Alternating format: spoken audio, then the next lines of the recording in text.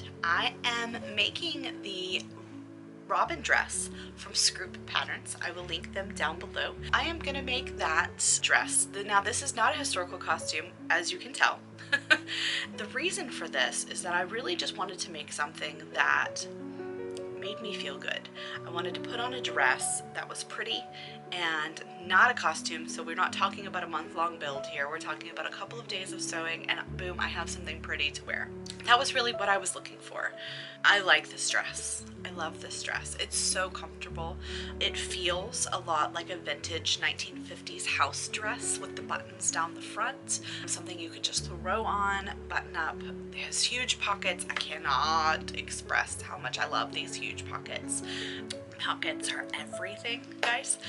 Especially as a mom, pockets are everything. I wanted something that was different than the normal everyday quarantine clothing of t-shirt and leggings, pajamas.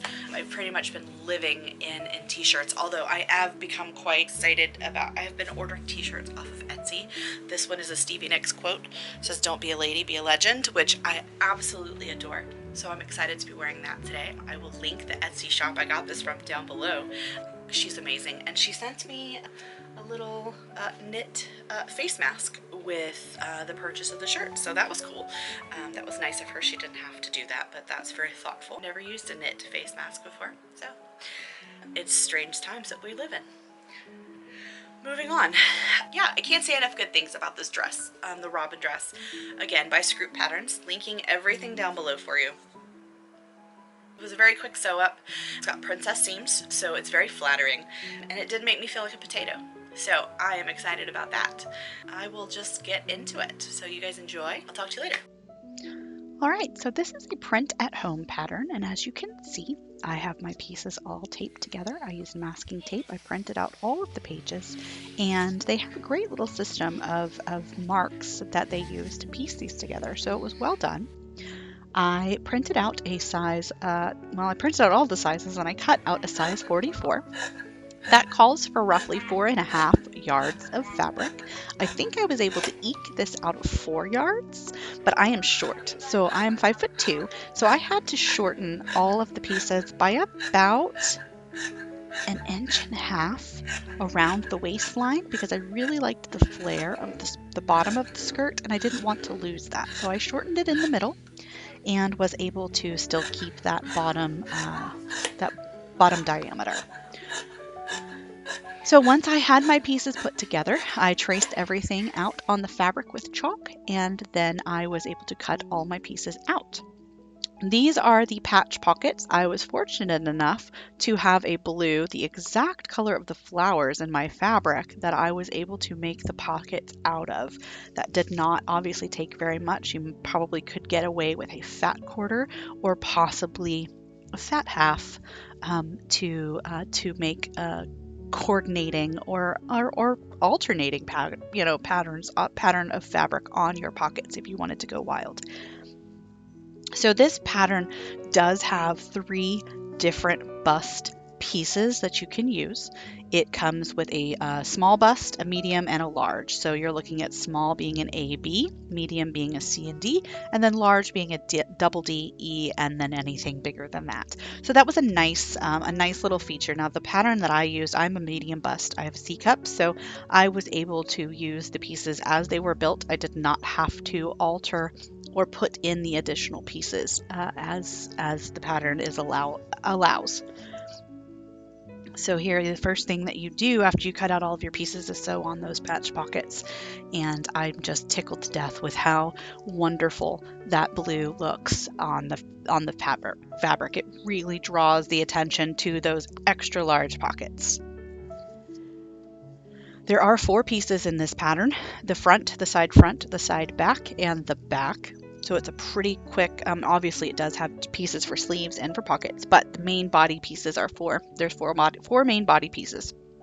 So lots of straight seams, and I say straight seams, they're not, they're curved seams because they are princess seams, but long seams, I guess, is more the appropriate way to describe that.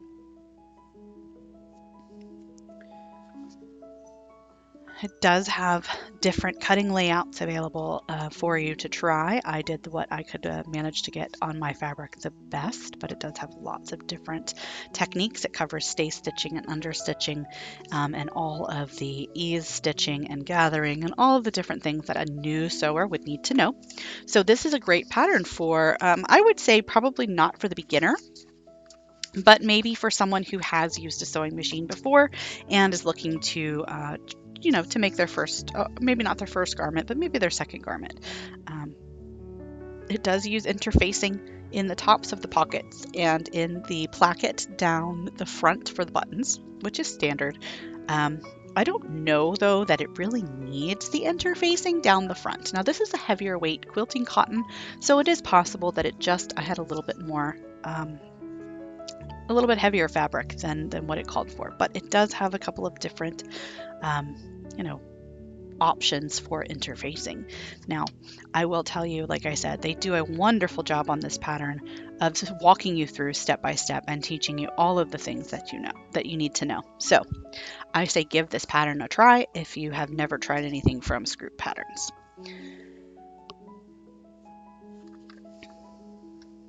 It does cover binding, doing the binding on the neck. Now I used seam tape or hem tape for both the hem of the skirt and for the neckline.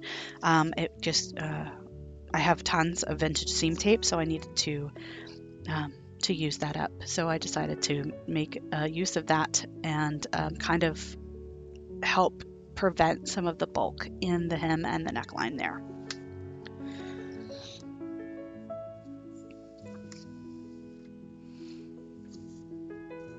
I used a serger to finish all of my seams.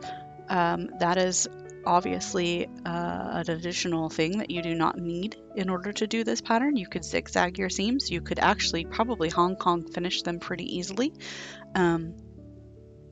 That's a finish technique where you cover the edges in bias tape or seam tape if that's what you have available. And it gives a really clean finish without the need of a serger. And then of course buttonholes, it does call for 11 buttons and buttonholes, I believe is the number. I ended up using 10 because I was able to shorten it by about 1.5 inches. But those went in fairly easy. And again, I have an automatic buttonholer on my machine, so that so that made things super simple. Here I am hemming the sleeves. I think that if I had just serged and turned and stitched as opposed to doing the fold, it would have made a bit of a difference. I did find that the seams were the sleeve hems are a little bit bulky and they tend to roll when I wear this. So I have to check my sleeves occasionally and make sure that the hem is not rolled up. So that I think could have been avoided if I had just lessened the amount of fabric in that sleeve hem.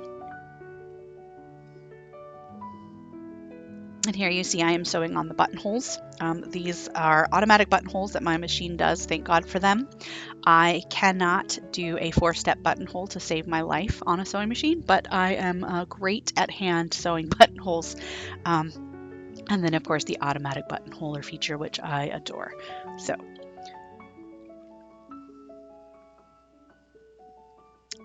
and really putting the buttonholes in and then sewing on the buttons is the last step in this process, and then it was wearable. So my machine also sews buttons on. I don't show that in the video, but here we have the finished product, and I adore the way that it fits.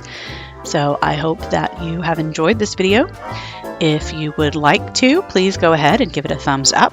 And if you haven't subscribed, I would appreciate that you do.